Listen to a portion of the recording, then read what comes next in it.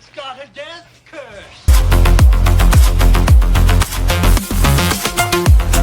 Welcome back to the Death Curse Club. It's Friday the 13th, one of the best holidays that goes all year long. And I am here, Camp Counselor Zach.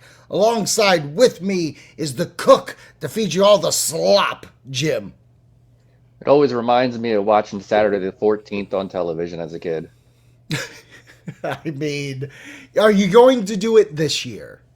I haven't watched it in probably 30 years. It's one of those movies that I remember seeing as a kid and being amused as a kid, but I'm sure it's really bad now. And I think it is on Tubi though. I think it is. And you know what? There are some movies on Tubi that I'm just like, do I give it a shot? A, because it's free. And if I react to them, I can always just edit out the commercial breaks, whatever, no big deal. Yeah. But it's the first time in my life I'm like, maybe commercials are worth it for fucking hidden gems people haven't seen since the 80s. Yeah. Like, There's a lot of them. So much so, like, Teen Wolf the cartoon is on Tubi, Jim. Okay? And I tried watching it. It ain't good, A. But the series season finale, whatever you want to call it, was when Scott Howard met Todd Howard. And as a guy that loves Teen Wolf 2, I had to see this. It's trash. It's absolute trash. They did a disservice to Jason Bateman, and I stand for Jason Bateman right now. Anyways, Somebody's welcome got to. Might as well be me. Welcome back to the channel. Hit the description and you can see some links to help out this channel. You're talking Go Brewing non-alcoholic beer. We're talking Gruesome Brew coffee if that's your chill. We got some Amazon music, months free, that you can also check out this show on podcast form if you don't do Spotify or Apple, which we are all on. This is YouTube where you're seeing this video. Like, subscribe, comment, do all the things. Like I said, it's Friday the 13th. I love this holiday, and we get 2 back-to-back Friday the 13th. Hell, get 3 Friday the 13th this year, and I'm excited about it. What do you plan on doing? What is your Friday night, Jim, for Friday the 13th? You know, eat dinner, watch a little bit of TV, and go to bed. Okay. When you say TV, is it a Friday the 13th? On Friday 13th, yeah, I'll probably throw one on just for the hell of it. Okay. I'm kind of, it's so weird because I'll obviously put on a Friday the 13th at some point during the day. Yeah. Used to be, when it was around, all night long Friday the 13th, the game. Like, once that was out, that was my Friday the 13th. But, like, we used to have a donut place by us called Oh Doodle Doos, and they did Jason Mass donuts. So every Friday the 13th morning, I go get that. And it was a neat get into the day attitude of things. And I don't have that now. So much so, I messaged a bakery place that seems punk rock. Like, they seem like they do, like, events just on their own accord. They had, like, a fucking Shrek weekend the other week. But I messaged them being like, hey, are you doing anything for Friday the 13th? To no reply. Fucking left me on scent. Okay, so I'm like, all right, well, I guess that's not a thing. So I miss my mornings. By the way, you're absolutely getting all chest in this show. This is sexy. But like my Friday the 13th this year, for this one coming up, I want to make special in the sense of viewing. I want to watch multiple. I don't know what I'm going to do because, like, that evening we plan on doing like Jason Mask, cake pops, you know, do burgers and hot dogs as campfirey. But I want to watch some. I just don't know which ones I want to do. Yeah. That's the hard thing, is trying to decide which one to watch. Are you going to do the burgers like the Jason Mask like they did in Part 9? Holy shit, yes, now I am. Yes, absolutely. Because if you take about and you make the hockey mask, then you got a whole new patty. That's 2 for 1. Yeah, 2 for 1. Yeah, I wish there was something really going on that night, but I just don't really know of anything. I know Regal was supposed to do some screenings, but they don't seem to be doing any in this area. No, they announced. Oh, really? They announced them? Like, Regal has announced 1 and 2 for February, 3 and 4 for next month, and then November's doing Part 6. Okay. Yeah, I looked, and last time I checked, there was nothing, at least not the 2 closest to me. Really? Wow. I'm kind of shocked. So I don't know. But yeah, I don't know. I don't know. There's nothing really going on that I know about. If there was like a trivia that would I would go to, or if there was like, I think there's a brewery that we went to not too long ago that I think is doing some sort of like market, but not for Friday 13th. It's just kind of like a dark fantasy type market. Yeah, that is what it is. That sucks. Yeah. We got to make it our own. You got to make it your own. And you can do it by watching this video because we're about to get into conversation about Friday the 13th. One of the things Jim and myself love to do are dream frights. Like put two characters from different films and face off. What we are going to do right now is a dream fright scenario of just straight characters. Jim's got 4 that he's going to reveal and we're going to discuss. I got characters that I'm going to reveal. We'll discuss. So, Jim, this is a dream fright. Please, what characters would you like to go toe-to-toe with Jason Voorhees? All right, so my first pick, is actually gonna be an actor, not so much a character. Okay. My first pick is the delightful Catherine Newton because she makes everything better. I don't even care.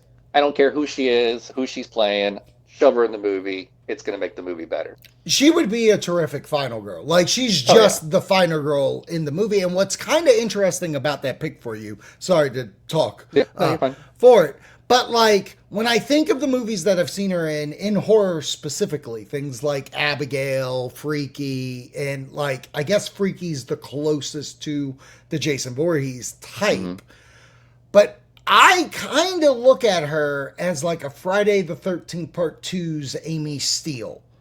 And I don't think she's had the chance to play that version yet. So I would be interested. And maybe Ready or Not 2, which comes out next month, that is kind of how she's being portrayed in the trailers, in my opinion. We'll have to see. But I love that pick. Yeah. My second pick is going to be, to me, a fairly obvious one, which is Victor Crowley. I think Victor Crowley works because we had Freddy versus Jason, so let's do Victor Crowley versus Jason, who's played by Kane Hodder. Mm-hmm.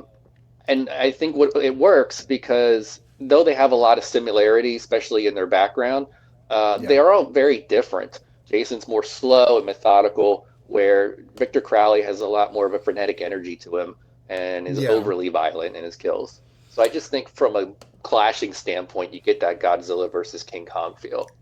Okay, I love that you went that route with it because I had a completely different kind of sway of a movie where it's, think of, in your version, is Kane Hodder playing both? I mean, he could. Okay, in my version, Kane Hodder's playing both, and basically we're just making double impact. 2 Van Dams for the price of one. We get 2 Kanes for the price of one, and they act completely different. It would actually be a very nice task to make Kane Hodder play 2 different killers, and they have to be portrayed differently. You're talking, this is Academy Award winning stuff. This is Sinners level of acting. What Michael B. Jordan did for that movie, Kane Hodder can do with this. Double impact, Jason versus Crowley. I like it. It writes itself. So now we're going to go off the rails a little bit. My third pick is going to be John Rambo. John Rambo survived the jungles of Vietnam. He survived the woods of, against the disgruntled and somewhat, unhappy sheriffs. He survived the deserts of Afghanistan. He almost survived the Mexican cartel, but he was pretty old by then. I want to go a younger John Rambo. Spoilers for that Rambo I haven't seen. I think John Rambo could bring in some of that kind of like what we see in Predator. Right. That's what that is. It's basically Jason is the Yautja and Arnold is now Stallone. Yeah. Holy shit, Jim. You have nailed it on the head. And what's great about that is if we set it to either right when he finishes up First Blood or before First Blood, where he's been traveling and he's a man walking. He's a lonesome wolf, and he ends up at Crystal Lake. And say he's in the town of just trying to get by. The sheriff of that town, which we've seen in Friday the 13th movies, they don't play kindly to any of the fucking strangers that come there. And then Rambo ends up in the woods, and then we have the cops of this corrupt town. Obviously, Crystal Lake is corrupt. Oh yeah. But then Jason's on the scene as well. But what I need it to be, it needs to be part 4 Jason. Can't be zombie. I don't want zombie Jason versing him. Because I like my zombie Jason to verse fucking supernatural fuckers. Now my fourth pick, you're gonna be all you're gonna be ready for this one. Are you ready? It's even all farther outside the box. Holy shit! My fourth pick is Kevin McAllister. Okay, so we're doing Cabin Alone. Yeah. That's what Cabin we're doing. Alone. Okay, so this is the deal. The McAllisters, they booked a vacation at Crystal Lake. They all went. They had a great time. Last night, fucking Kevin gets into mischief. Fucking Fuller wets the bed. One of them goes missing, obviously. And all of them leaving McAllister here. Hey, I'm not scared anymore. But unbeknownst to him, beknownst to us, Voorhees is out there. And he's now, this Jason, absolutely zombie. Because he's got to take all this brutal kill, baby. This is basically Tina versus fucking McAllister. Oh, yeah. We're going to do the paint cans into the head and falling through stuff. Yeah. Oh, absolutely. I'm into this. Okay, so I love your picks too much. Too much. No, you nailed it on the head. There's no way I can top it because Rambo's the perfect action person coming. The only person close to that's stereotypical Bruce Campbell versing Jason. Your outside of the box ones, the McAllister, are the only ones that I feel confident that I would like to do. And for me, the two characters that I'll give, because you just wiped the floor clean, I want Roman Craig and Chet Ripley from The Great Outdoors. John Candy, Dan Aykroyd, doing it again, The Great Outdoors 2, Crystal Lake. And I want to watch shit go down, Jason make a fool of himself, and then Jason kills everyone. That's what I want. While the raccoons watch.